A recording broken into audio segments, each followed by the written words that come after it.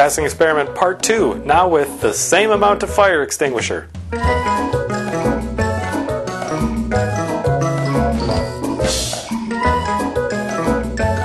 So last time I tried melting some aluminum in kind of a janky setup involving the forge burner. It did not go well, so do not go back and watch the whole video. Give me that sweet watch time. Don't do that. Reverse psychology.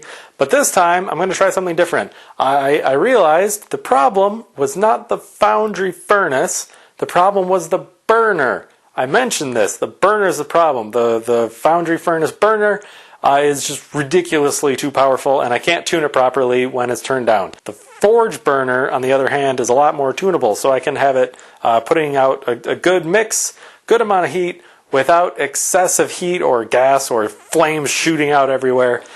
So I am going to try sticking that in the furnace, the Foundry furnace. Now if that seems obvious to you, yes, it is obvious. I should have tried that before. It's almost like a complete idiot should have been able to figure that out before I tried what I did last week, which was doomed to fail in hindsight.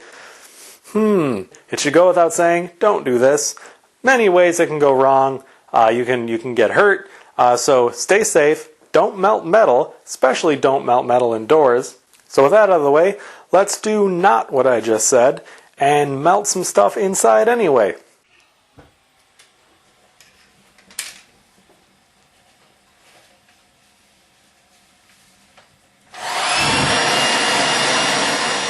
But anyways, while that's going on, I'm going to talk a little bit more of other ways that I could have been melting stuff inside the garage. The weather still hasn't let up. It's not real fun, so it's important that I get this figured out so I can do metal casting inside. It could also benefit me through the summer because I can do it at night. I don't want to do metal casting at night outside because of the aforementioned gigantic flames everywhere, which probably aren't great for my neighbors to see. But another way someone suggested, just use the kilns. Like I got the kiln over there. See? There it is. And yes, the kilns get very hot. I think the small one goes to 2250 Fahrenheit.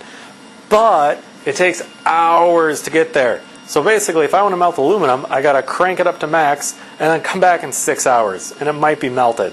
But the problem is when you keep aluminum melted for a long time, you lose a lot more to oxidation, and you can also get a lot more porosity because it's dissolving metal or dissolving hydrogen inside of it, which comes out of solution when it solidifies, and it's bad. You basically want aluminum to melt now, which is why I like using the gigantic blowtorch burner. But we're not going to try that today. Also, I really hope this works because that crucible, I just left it full of aluminum, which is bad. But it's the expendable crucible. It's the old one. So right here you can see it's starting to get pretty nice in there. Nice and toasty and red. Crucible's not doing anything, but this is, oh dear. Yeah, the flare's a bit red. So this burner, it burns really efficiently right in the flare, which means a lot of the heat is right in the flare. It's part of the reason why it doesn't shoot fire out the top, which is great in this context. Not so great for the burner though. For some reason, this is nice. There's so little heat coming out, comparatively. I can stick my hand like inches directly above the thing, and it feels less hot than a hairdryer on high. Like I could have left my hand there for a while. Using the IR thermometer here, I kept hitting the outside of the furnace in different areas and also checking the ceiling directly above. The ceiling never got above 70 degrees. Can you believe that? And the garage went from a nice chill 35 to a balmy 40. If I speed this up and kind of take chunks, you can sort of see the heat building up inside. It's pretty cool. I lost a lot of patience though. I'm not used to having to wait all this time. I'm used to aluminum just melting now because of the flamethrower burner and everything being so bright that it sears my retinas. That's more what I'm used to. You can even see the crucible heating up. That's really cool. In fact, there was so little heat coming out of the top, I felt confident moving the camera. Don't ignore the box full of sand. That's not important.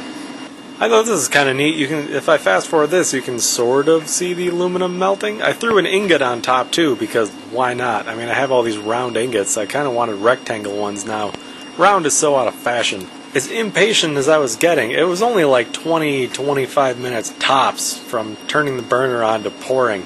I'm just spoiled from the insane burner that melts iron in 25 minutes. Aluminum's like nothing. But this burner just uses so little fuel in comparison. Like I just have the regulator cracked open. When I'm using the other burner, I have it maxed out. So that's the difference between like 5 psi and 30. Okay, yeah, there is a box. I was doing a casting. Don't get your hopes up though. It's just more of those coins. I'm hoping it worked. I had low hopes yet again because I didn't seem like enough poured in there. But I've been having some trouble getting these thin castings to come out with decent detail. It's really been a learning experience. Speaking of learning, I've never poured into Petrobond in my garage before, and you see that little bit of smoke coming out the top?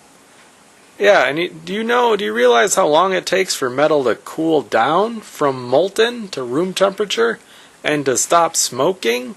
A lot of questions? Yeah, it takes a while, long enough to fill your garage with smoke, as it turns out. Hey, it worked! The detail on the casting is still not great. I think that's part of the sand. Petrobond doesn't like it when it's really cold. It goes through the sieve easier, but it doesn't release or something. I don't know what to do with that information, but I'm giving it to you anyway.